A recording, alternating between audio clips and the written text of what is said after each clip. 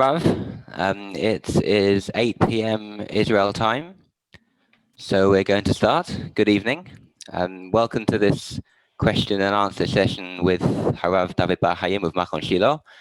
And thank you very much to the Rav for joining us from Neve Daniel. My name is Joshua Friedman. I'm in Harij, Israel, and I will be moderating this Q&A. This is how it will work, just a few pointers. I will be asking the questions that people submitted in advance, and only those questions. We won't have time to cover all the questions that people submitted, so apologies in advance if yours doesn't get asked. Please, everyone, stay on mute. I can mute anyone, but it's easier if you just stay muted. However, when the Rav has answered the question, the person who submitted it will be allowed to unmute themselves to say whether they would like the Rav to clarify the answer in some way. But please, no new questions, so we can be fair on everyone who submitted their questions in time. If you did submit a question, please make sure that your Zoom name is your real name, so I can quickly and easily identify you. Anyone else who wants an answer clarified but didn't submit a question, please just send me a direct chat message, and I'll do my best to try and have it clarified if possible. But please stay on mute. And finally, a special welcome to the students from Midreshet Orah in Yerushalayim who are joining us. So on to the questions. The first question is from Aaron Zimmerman. The question is, how many people should light Hanukkah candles per household? And how many candles or Hanukkahot should they light? Well, first of all, shalom u'bracha to everybody. Let us begin at the beginning. The ikar of the miswa, the essential miswa of lighting Hanukkah candles is lighting one candle for the entire household each night of Hanukkah. However, the Talmud quotes a Baraita, a source that speaks about two other possibilities, two other hidurim, doing the miswa in a more particular, more more expansive way.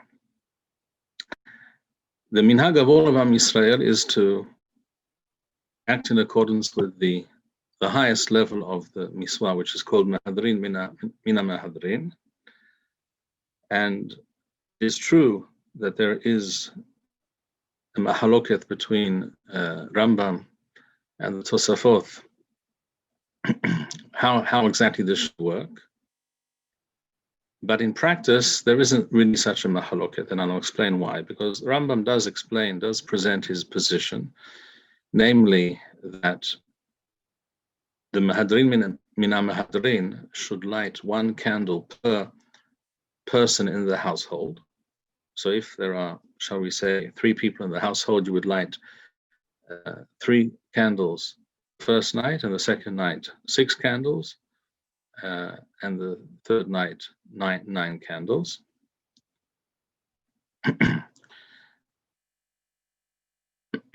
But if you also wish to do the Mahadrin Mina Mahadrin, which is to indicate the day of Hanukkah, where we are actually holding at that moment when one lights, this would become rather confusing in terms of the numbers of candles that you would light.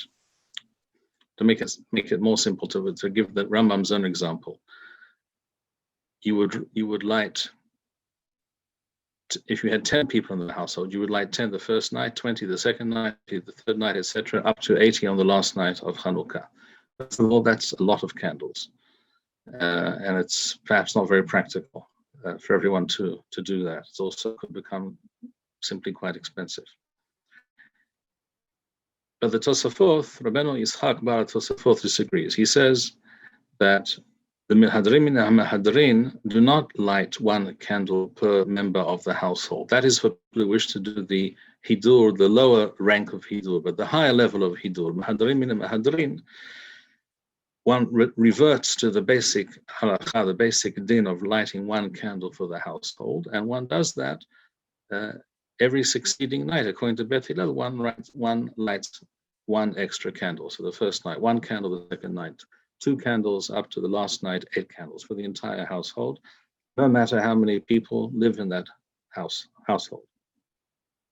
And the Rambam himself states that this is the common practice. In other words, not the way he himself envisaged the concept of Mahadrim and Mahadrin. He himself says that Minhag in Sfarad, and he seems to agree that it's entirely possible and reasonable to behave in this way, which in fact is what the Tosafot say also, to light 1 candle for the whole household on the first night, 2 candles the second night, etc. So that is the basic miswah, and that is what every household should do.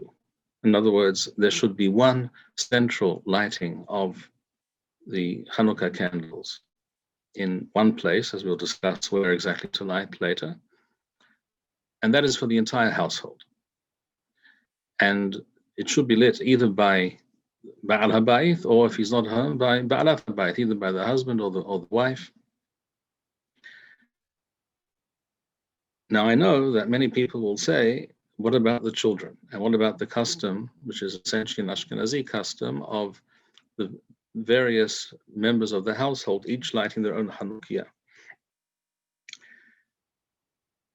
This is possible, but, and there's nothing wrong with it, but I think it needs to be clear that a bracha should not be recited for the other menorot that one lights. So let's say the father lights the central one. Let's say it's outside the entrance to the home, as we'll discuss later. And the children, if they wish to, may light without a bracha as an additional hidur, or as a kind of miswat hinuch, in order to train the children, the miswah of Ner Hanukkah. They can do this at a window which faces, or Reshut HaRabim, faces towards the street or something like that. They can do this without a bracha. All right, is that clear? Thank you. Aaron Zimmerman, is that clear? Thank you. Great. Okay. So the next question is from Chaim Ginsberg in New York. The question is, the person lighting the Chanukiah, say, for example, the head of the family, will be lighting at Set HaKochavim. If another person wants to light at the correct time, namely at sunset, should he be Outset with the other person's lighting, or should he light at sunset himself? If it were the case that the Baal HaBayit were to light at Shkiat HaHama immediately after sunset, then all the other members of the family, all people living under that roof, could be Yotzei the Chovah. Excuse me, Yotzei the Chovah with the Baal HaBayit's lighting. Even an adult child living in his parents' home.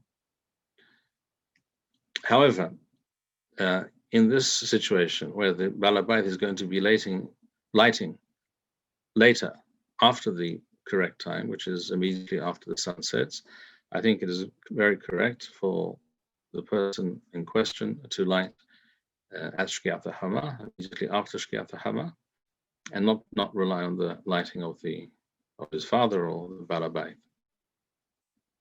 Would that be with the bracha?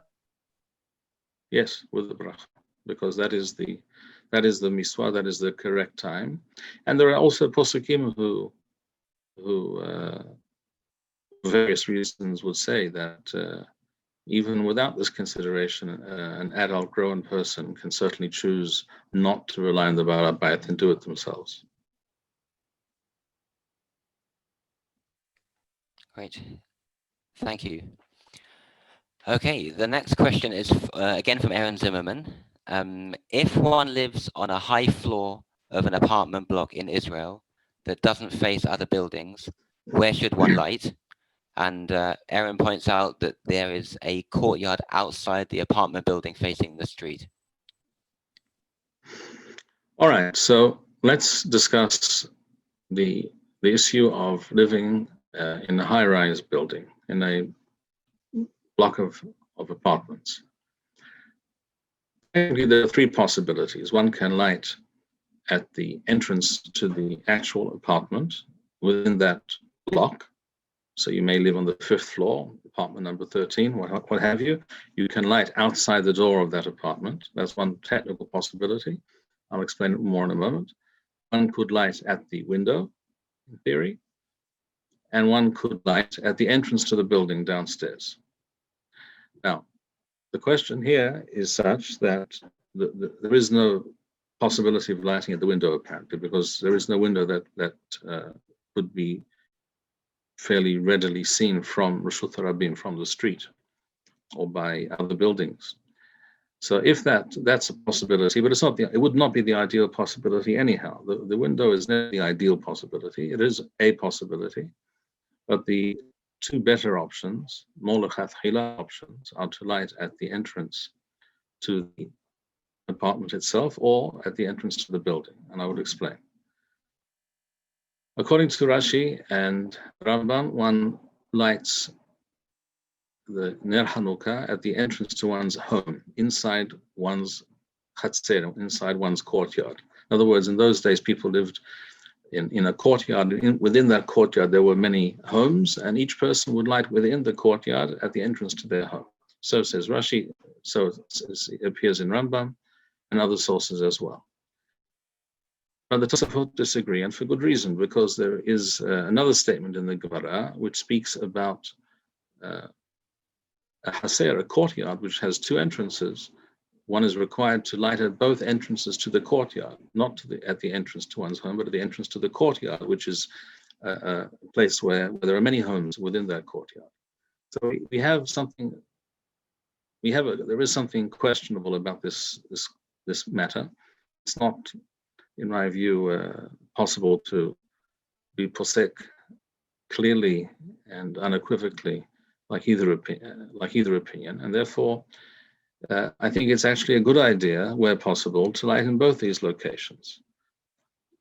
If one can light at both of these locations, that is to say, outside one's door to one's own apartment, on the left side of the door, that's one place, and the other place would be at the entrance to the building downstairs, or even at the entrance into the courtyard of the building from the street. If lighting in both of those locations is not practicable or difficult, then I think the ideal solution is to light at the entrance to the building downstairs. Hopefully there is room there to do this on the left side of the entrance to the building, or the left side of the entrance into the courtyard, which is near the street itself. Thank you, Aaron. Is that clear? Thank you. Great. Okay. The next question is a mixture of questions from two people. One of them was Meir Morazov, and the other one was anonymous. The question is, how long do the candles have to be alight for? And given that Ad Shetichle Regel Min Hashuk is much later now than it used to be, do we have to keep the candles alight until late at night, or is half an hour enough? All right, so it's clear that once upon a time, life was very different. Before artificial lighting as we know it today, people were essentially off the street when it became dark. In other words, people finished their work towards the end of the day, that is to say, a little bit before sunset, and they took care of the last things that had to be done, such as buying some firewood to take home, to light a fire in the home, or what have you. And within 30, 40 minutes after sunset, the streets were empty, and they remained empty till the next morning. That is how life was, everywhere, essentially. Certainly in your average town, your average village, and even in larger cities, it was not common to be out and about after dark. Of course, things have changed completely, but if we speak again for one moment about what was in those times, the Gemara says that the shiur, the time that the candles have to be lit, is for that period of time when people are going about their last chores, their last activities for the day on their way home, until those 30, 40 minutes are up. So the time that the candles had to light, to burn, was from sunset till about 40 minutes after sunset. So it appears Rambam speaks about a little over half an hour, so let's say about 40 minutes, something like that.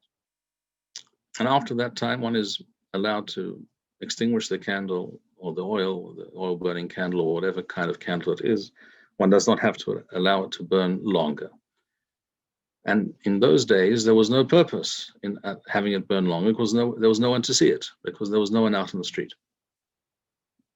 And the whole purpose of this mitzvah is that it be seen. Nowadays, things are very different, as we know. If you were to light candles so that they would be seen, and they would be able to be seen, shall we say, by people who are out and about at night until the last of people go to sleep, you would probably have to have your candles burning till at least midnight, and perhaps beyond that. And that would be a tremendous humrah. It wouldn't be a bad thing, but it would be a tremendous humrah. It would become rather expensive to have a candle burn from about 4:35, 4:40 in Israel is Shkiat Hama this time of year. And to have it burn for 7.5 hours, shall we say, it could become an expensive proposition. And it's also it's unreasonable to imagine that this is required. On the other hand, because we know that many people are out and about nowadays, certainly till 8, 9, 10 o'clock, there probably is some hidur miswa in having the candles last well beyond the necessary time, that is to say 40 minutes. So if they last 40 minutes, that's sufficient. If they last an hour, 2 hours, that's even better. Reza meshubah. And if they last even longer than that, that's even more meshubah. But I don't think one has to go out of one's way to have them last longer than 2-3 hours at the most, even as a hibur. Thank you, Harav. Meir, did you want anything clarified? No, that's great. Thank you so much. Excellent. Okay. Just before I ask the next question, just wanted to give a quick plug to the weekly Hebrew shiur that the Rav is giving on Tuesday nights at 8:30 p.m. Check the Machon Shilo discussion group on Facebook for details. The current series is on Zman Hadlakat Ner Hanukkah, which is very relevant to the next question, which is from an anonymous questioner. Given that one should usually light Hanukkah candles at sunset, what should one do on Friday night? And is it better to light as late as possible before sunset, or is any time from plug hamincha okay? This is a very interesting question, because if you were to suggest to anyone today that you should light your Ner Hanukkah after the sun sets, immediately after the sun sets on Friday, people would be up in arms, and rightly so. One certainly would understand why. But the fact is that apparently, if we were to go back in time, something like 1,300 years, 1,200 years, we would find many Jews doing exactly that. The reason I say this is because in the Halachot Gedolot, which is one of the earliest works of halacha, post-Talmudic works of halacha, from the written in the 9th century, Leminyanam, he very deliberately quotes the statement in the Talmud regarding when day ends and when night begins. He quotes the statement, Kochav Echad Yom, Shnei Kochavim Ben Hashemashot, Shelosha Kochavim Laila. When one star is visible, which is, shall we say, roughly 18 minutes after the sun sets, or this time of year maybe a little bit less, maybe 16 minutes after the sun sets, 17 minutes after the sun sets. When one star is visible, it is still considered day. 2 stars is Ben Hashemashot. In other words, it's not clear whether it's day or night. When 3 stars are visible, that is certainly nighttime. that statement appears in both Talmudim, both in the Talmud Yerushalmi and in the Talmud Bavli, and it's quite clear that is the halachic, that is the psak halacha, that is the halachic view of the majority, at least, of the Amoraim in both Talmudim.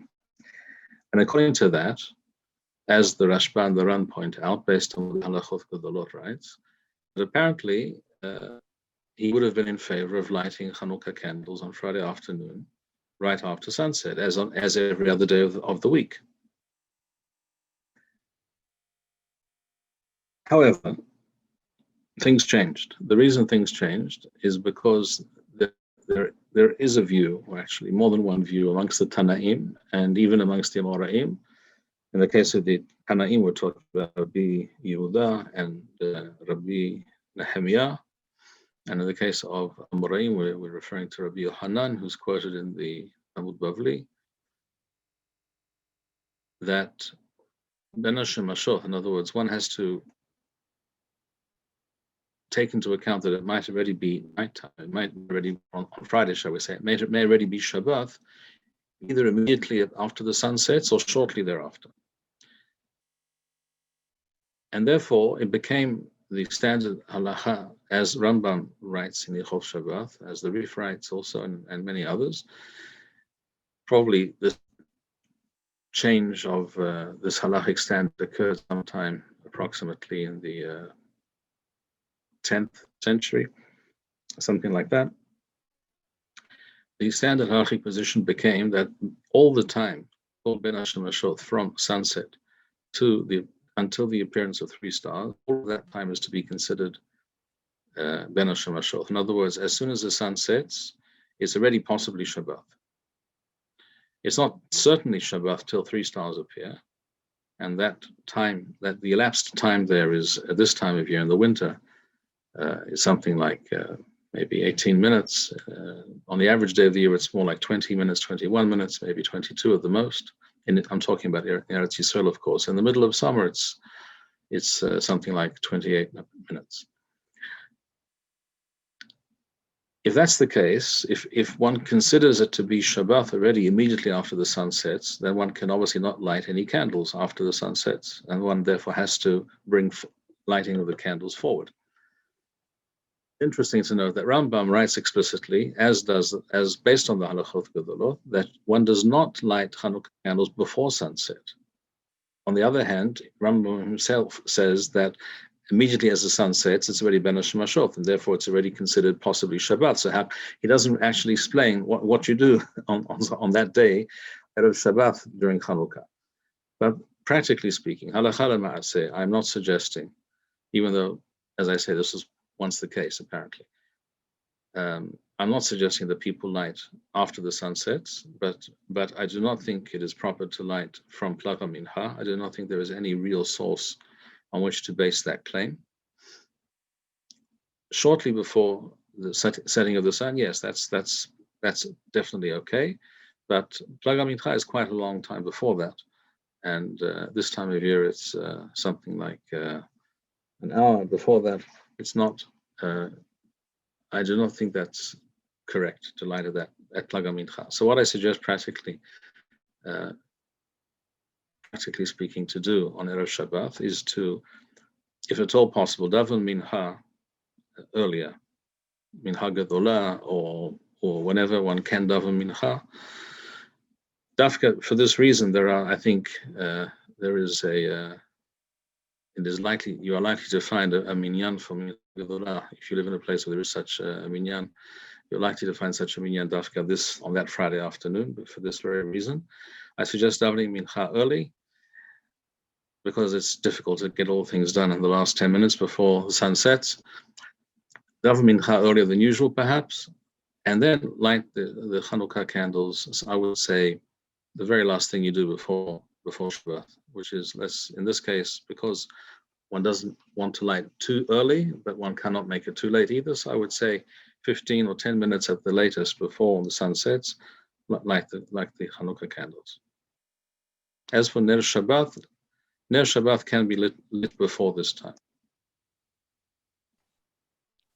Right, so actually lighting Shabbat candles first and then Ner Hanukkah afterwards. I think that makes more sense. The Orhot Hayim discusses this and brings two opinions. One of the Rishonim.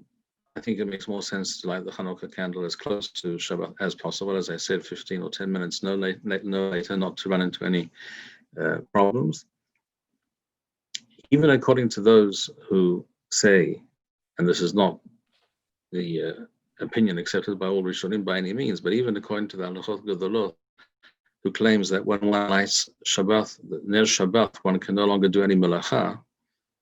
As the Orhot Chaim points out, if you have the explicit intention of lighting their Hanukkah after lighting their Shabbat, this, even according to him, this should not apply. And even more so, it does not apply if two different people are involved. So if the woman of the house lights the Ner Shabbat and the man lights their Hanukkah, for example, then there is no issue at all. Right. Okay. But even the same person may light both.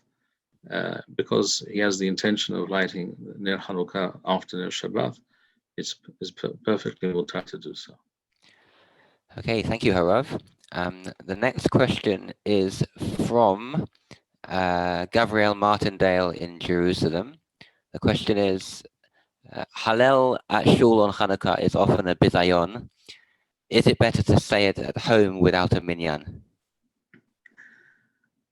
I would need Gabriel to explain what he means by bizayon. It's not clear to me what he is referring to.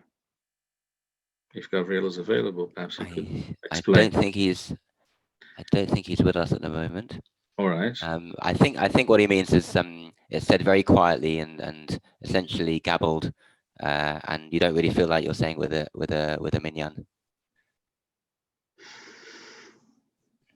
Well, if that's what he meant, or I understand perhaps what he meant, but why is Hallel on Hanukkah in this respect different from any other Hallel during the year? I'm not sure it necessarily is. I'm not sure. Okay, I think that was maybe just to make the question relevant to the time.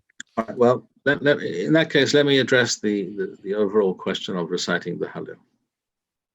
First of all, there are days when everyone, that is to say the individual, not just the sibur, not just a minyan, is required to say Hallel, but even the individual who's alone, who's by himself, must say Hallel.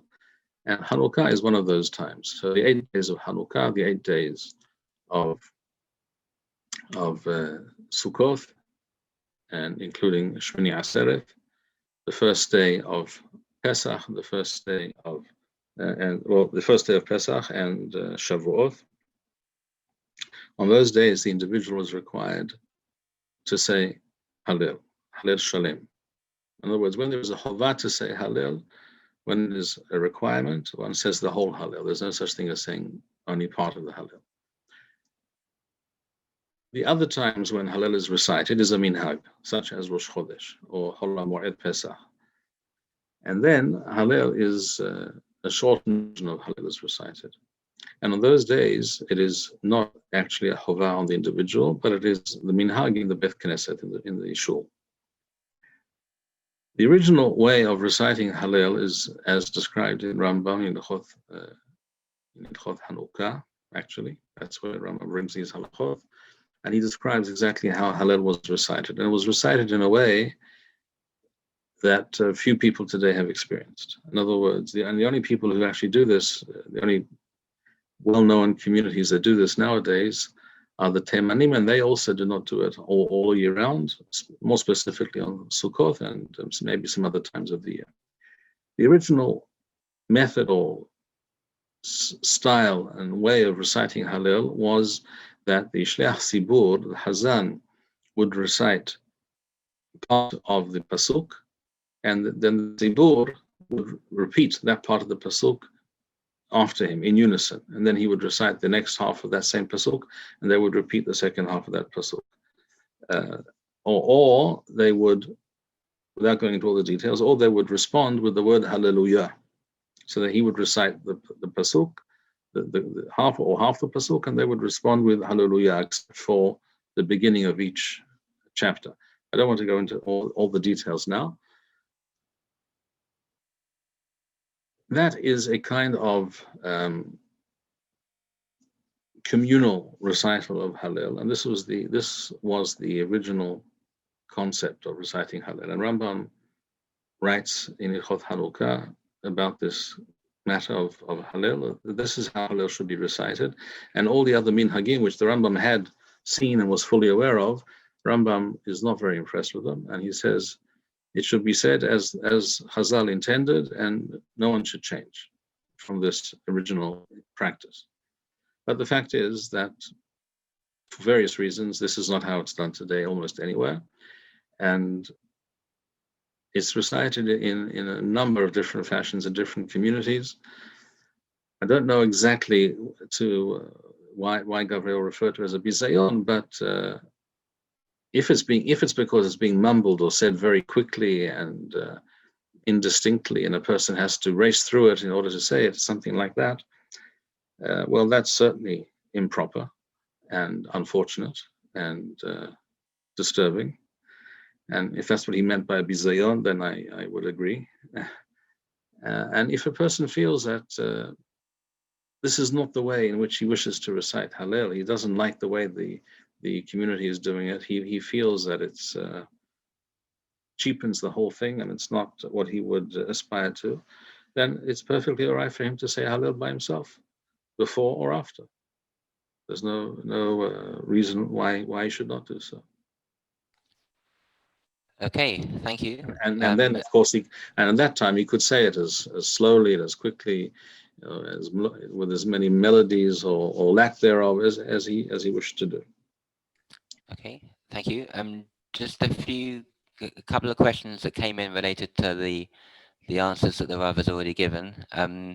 The Rav said that children who are lighting Hanukkah should not make a bracha, if I remember correctly. Correct. Just to show that it's chinuch. If they want to, can they? I mean, someone Chaim Eckstein asked if the child wants to make a bracha, is he allowed? If we're talking about a young child and the child very much wants to, then I don't think it's something one has to fight. It's not. I don't think it's something that one has to fight about and get into an argument about. Halachically does not make sense, as I said, simply because the mitzvah is one lighting of Nerot Hanukkah for the entire household, and there is no halachic basis for saying a bracha on more than the one. But a child is a child, and perhaps the best reason for the child lighting in the first place is the mitzvah chinuch. And if the child feels, especially a younger child, feels that that it's a cop out, he's not being allowed to do the thing properly, and he's not happy with it, then I wouldn't make a big issue out of it. Right. And on the question of lighting outside the door, so if you're lighting outside in an apartment block, lighting outside your front door of your apartment, should one light on the left side of the door facing the door? One should light on the left side of the door so that the candle is on the left of the door or the entrance and the mezuzah on the right. So it states in the various Baraitot. I just want to explain, perhaps I did not explain properly before, that the logic of lighting outside the apartment in a block of apartments is that the common area, the landing on any given floor, is analogous to the haser that existed in the time of Chazal in between the various homes within that chatzeh, within the courtyard. I don't see any difference between the haser that Rashi or the Rambams are thinking of, or that Chazal knew of, and the landing, the hall, where you have on a given floor, you have a number of apartments, and the people who are going to see it are going to be the people on your floor. That's true. It's not going to, maybe fewer people will see it if you light there than if you light downstairs near the street. That's true. But on the other hand, according to Rashi and Rambam and others, if you light in the courtyard next to your home, the only people who are going to see it are the people who live in your courtyard. And in your courtyard, there may only be 2 or 3 houses. There also may be 10 or 20, but there may only be 2 or 3. But that doesn't bother anyone. That certainly didn't bother Rashi or Rambam. There are only 2 or 3 other householders, or the people of those households will see your candle. So lighting outside the apartment on the floor where you live is in keeping with Rashi and Rambam and others, and lighting at the entrance to the building or the entrance to the courtyard downstairs near the street, that's in keeping with other Rishonim such as the Tosafot and the Rosh and the Tur. And both of these positions can be justified. So that's why I said that you have these two options, and if possible, it's even, I think, a certain hiddur to do both. Okay, thank you. The next question is from Yerachmiel Ben Svi in Mavaot Yericho. It's about a passage in Sefer HaMakkabim. So he asks, in Sefer HaMakkabim, and later copied by Josephus, is a series of correspondence between the Hashmonayim and the Spartans, in which Arius, king of Sparta, claims that the Jews and the Spartans are both descended from Abraham. Why are these letters included in the book? Could it be to highlight that the Jews have cousins who are known warriors, thereby pointing to their own potential to win the war? And given that the cousins never helped, could it be to highlight that they had to fight, the Jews had to fight on their own? This is a very, very interesting question, but frankly, I do not have any answer. In other words, let us begin at the beginning. Who wrote Sifre? There's more than one Sefer HaMakkabim. There's at least two major texts called Sefer HaMakkabim. Therefore, they're called Aleph and Bet, 1 and 2. And there's actually also other, even 3 and 4, sort of spin-offs and more minor versions. They're all different texts. They were clearly not written by the same people, and we don't know who wrote these books. They're not considered to have been written with the Ruach HaKodesh. The only one that is historically accurate and does not include all kinds of fanciful and unlikely information and stories is Maccabim Aleph, which was probably written by almost certainly written by eyewitnesses, perhaps even people who were soldiers in Yehuda Maccabee's army, or people who were very close to the events. Whereas Maccabim Bet, for example, was written by a Jew or Jews living in Alexandria in Egypt, which was a very different Jewish community, and immediately you find there are all kinds of fanciful and miraculous events that are not mentioned anywhere else, and frankly, I believe one should discount. So why any given thing is written in this or that version of these books, if it seems unlikely or far-fetched, I really cannot say. I also am not aware of any other source that makes this claim that the Spartans were somehow descended from Abraham Avinu. If there's any truth to it, I don't know how we could either prove this or disprove it, but this information or this claim does not appear, to the best of my knowledge, anywhere else. Why is this mentioned? Such a correspondence apparently took place. The Jews in Eretz Yisrael would have been happy to receive assistance from other peoples to throw off the yoke of the Greco-Syrians who ruled many areas of the Middle East at that time, including Eretz Yisrael. And that's why there were diplomatic missions, and there were discussions between the Jews and other peoples in the Mediterranean area.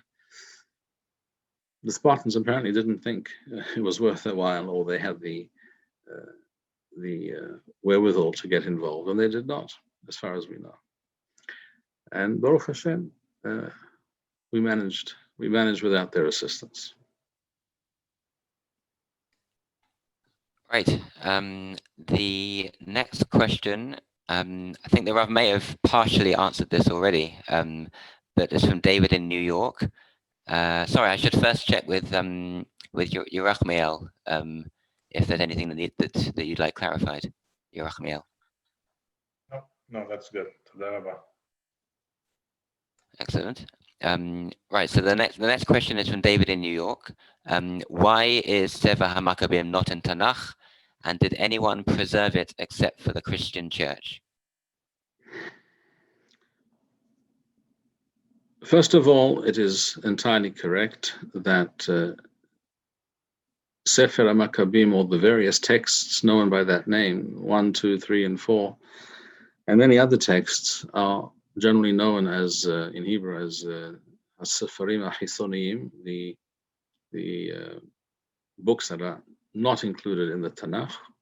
And these books were, in fact, lost and largely forgotten by the Jewish people.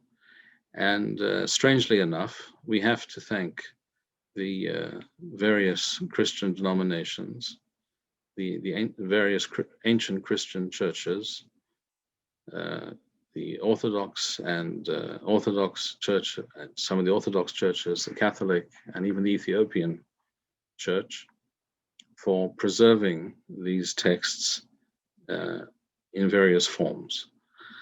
It seems, for example, that Maccabim Aleph was originally written in Hebrew, but we do not have the original Hebrew text. What we have today in Hebrew is a translation from the Greek, which was originally a translation from the Hebrew, so it was translated back into the original.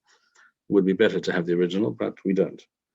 But we would not have anything were it not for the various churches having preserved these writings as part of their canon. So there is purpose in Hashem's bringing these institutions into the world and making it possible for us to become reacquainted with these texts. And many of these texts are very, very illuminating.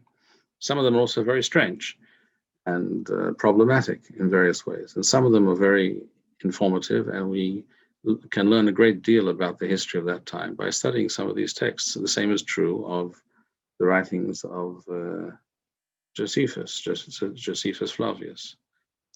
Without his writings, there are many things we would not know.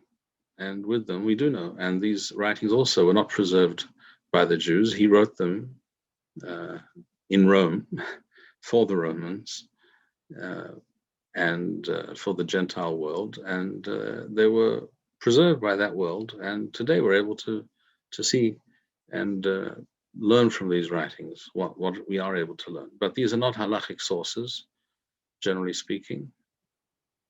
But they do shed light on many various aspects and concepts, and including Hanukkah, various things in the Torah become clearer when how things occurred, what was the chronology and the chain of events. These things can become clearer when we have the possibility of examining these texts, which many of our forefathers for many generations did not have. So, Rambam did not, for example, Rashi and Rambam did not see these books and did not know all that we can know today, historically speaking. Okay, thank you, Harav. Is David from New York online? Do you need anything clarified? Toda Rabba. There was the question why these books are not in the Tanakh. All right, so I'll address that. This is a very good question. It's a very general question. Really, the question needs to be restated. Why is it that the last of the books of the Tanakh, chronologically speaking, describe events in Eretz Yisrael and also outside Eretz Yisrael at the beginning of Beit Sheni, that is to say, approximately 2,500 years ago, 2,400 plus years ago, but not after that point? In other words, why were there no written records? Why do we not have any book in the Tanakh that describes events in Eretz Yisrael, things that occurred to Am Yisrael, just as Ezra and Nehemiah, the books of Ezra and Nehemiah, for example, describe the events of their time? Why are there not books that continue to describe the events after their generation? This question is asked by Shabtai ben Dov in his writings.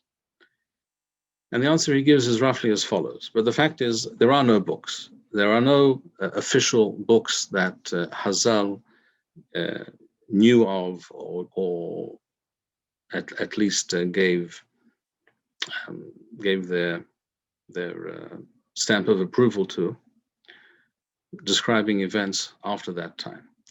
Shabtai ben Dov suggests that the Jewish people who had returned, in some part of the Jewish people had returned to Eretz Yisrael approximately 2,500 years ago, they fell into a kind of malaise, both spiritual, at least during some periods. There was also a spiritual malaise that we know, for example, in Ezra and Nehemiah, we see explicitly there was a lot of intermarriage with other nations in the area.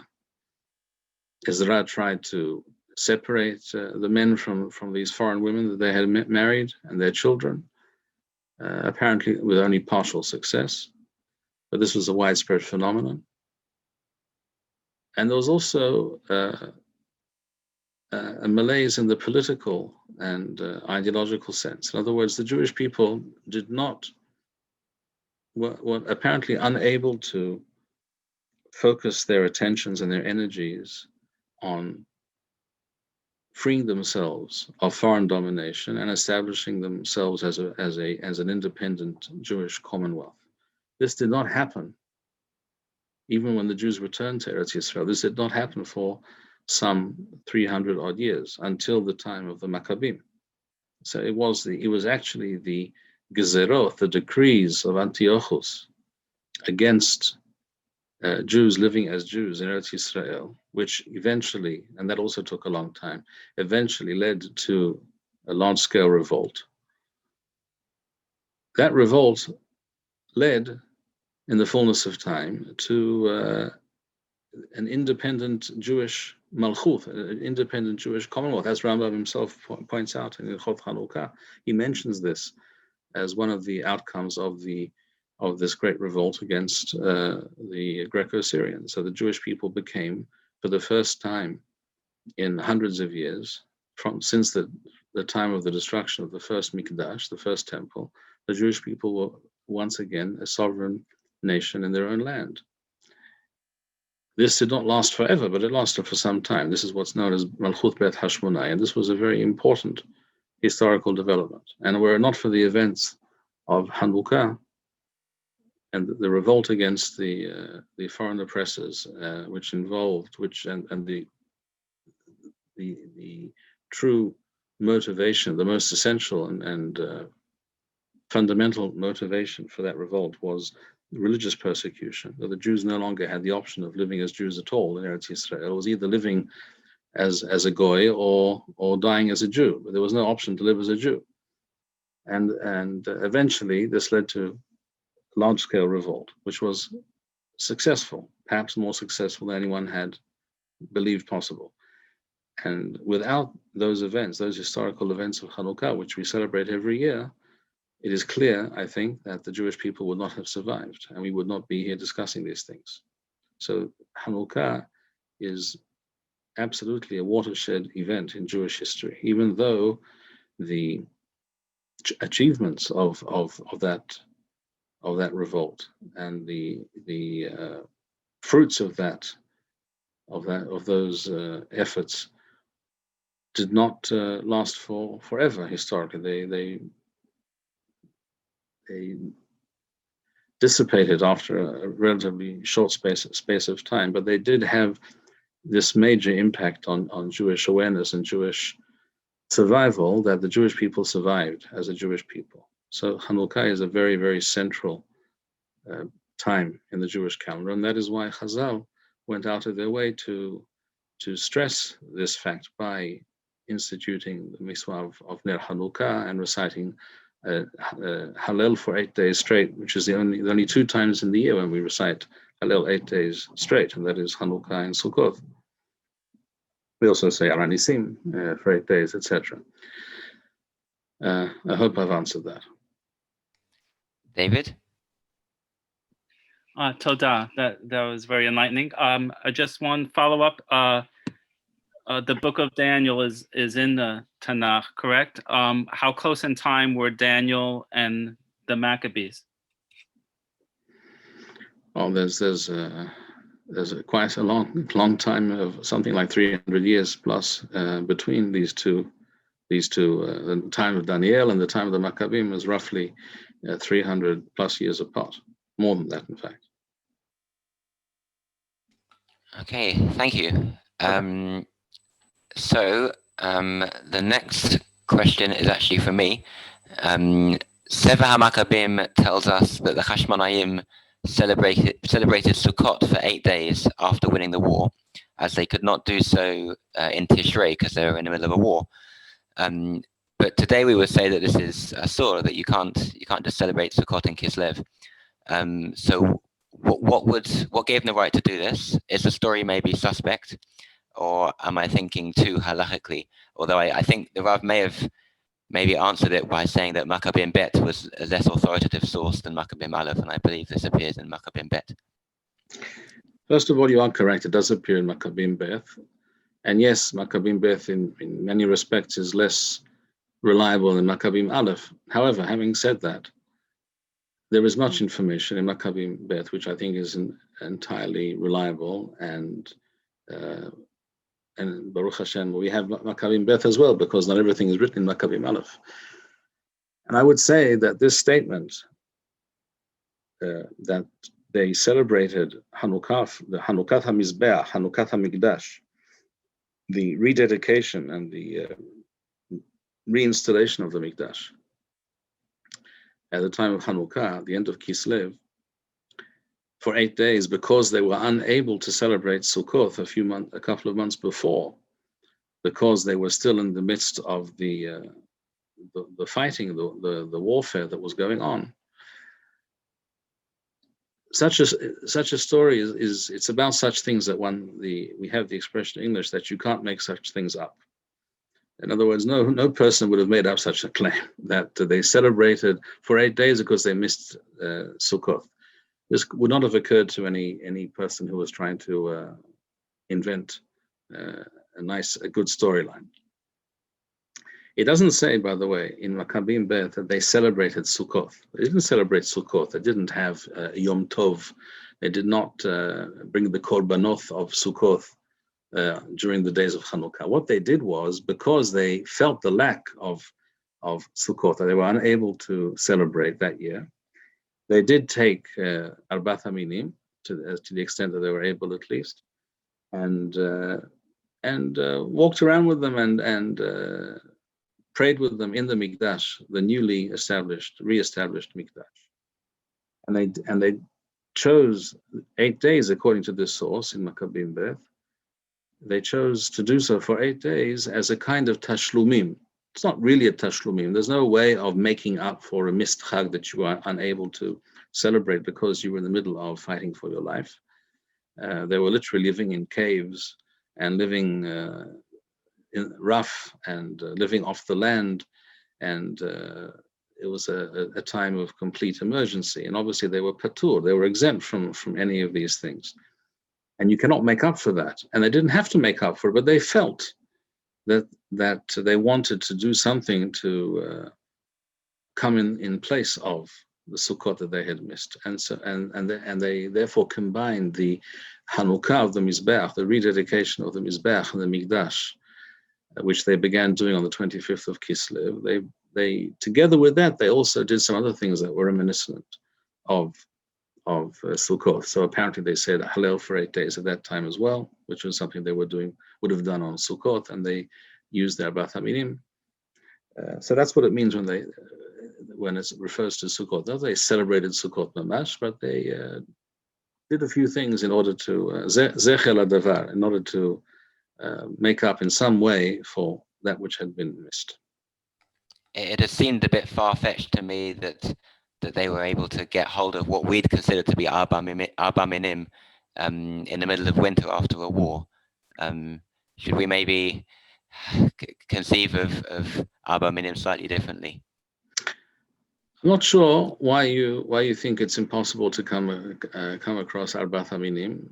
First of all, it's not the middle of winter; it's still the beginning of winter. Second of all, I have actually sitting right next to me here. My Arbat Haminim is still in my plastic holder, which I just put there since Sukkot and haven't touched. And an etrog is something which is certainly available, because an etrog, if left on the tree, just continues to grow.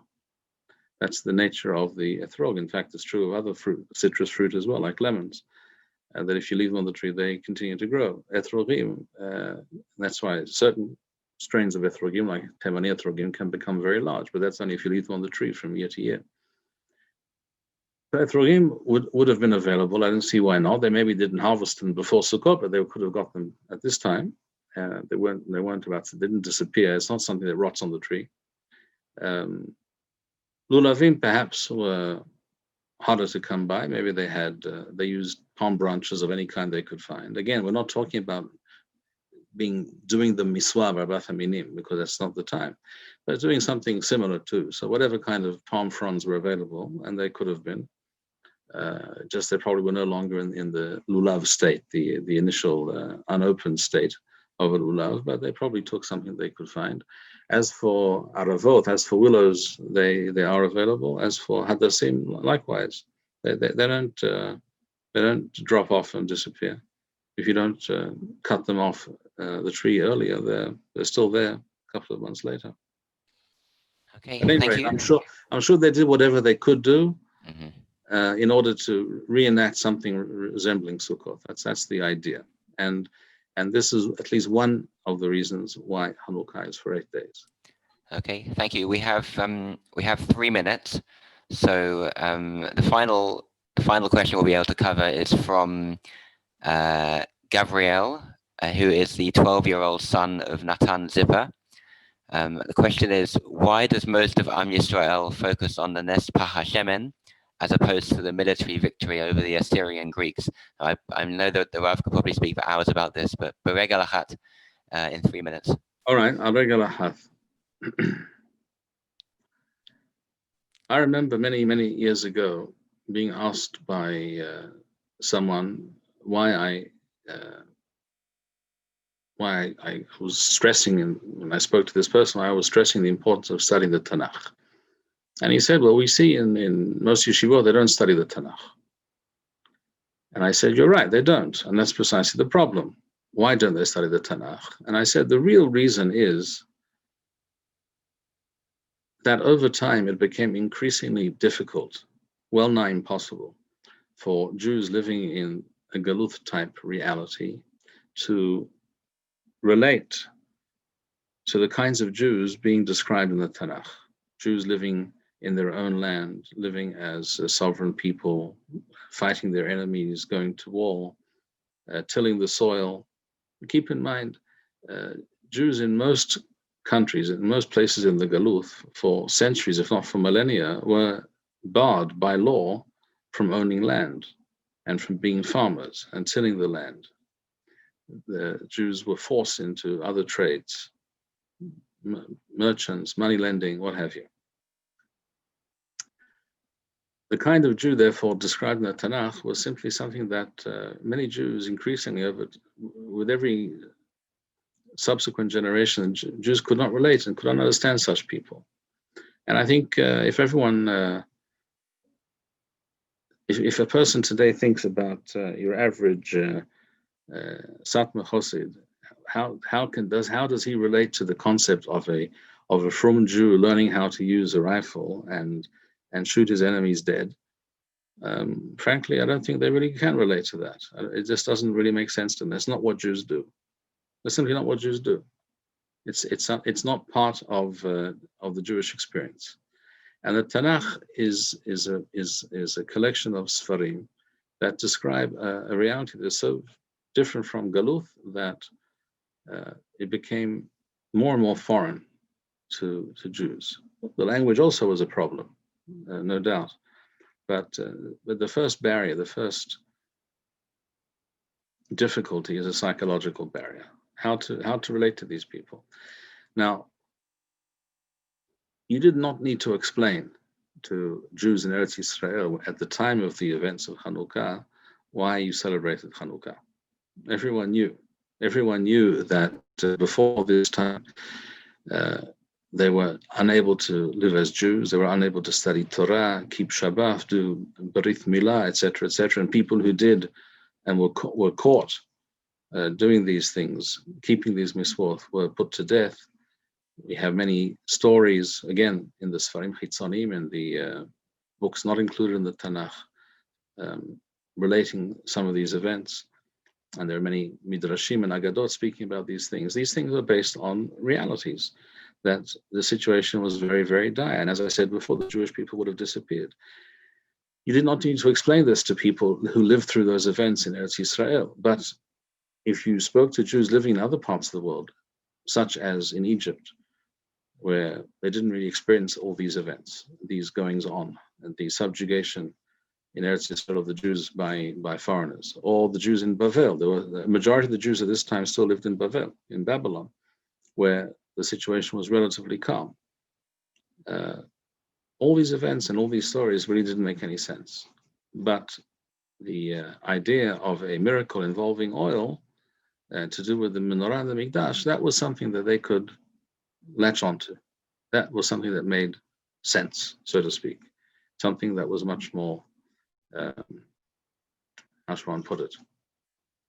More with it. Something that you could relate to. You could tell the story to your children, and it was something that Jews in the Galuth felt good about, and they did not need to get out of their own heads, out of their own reality, to try and understand a different reality, a different world.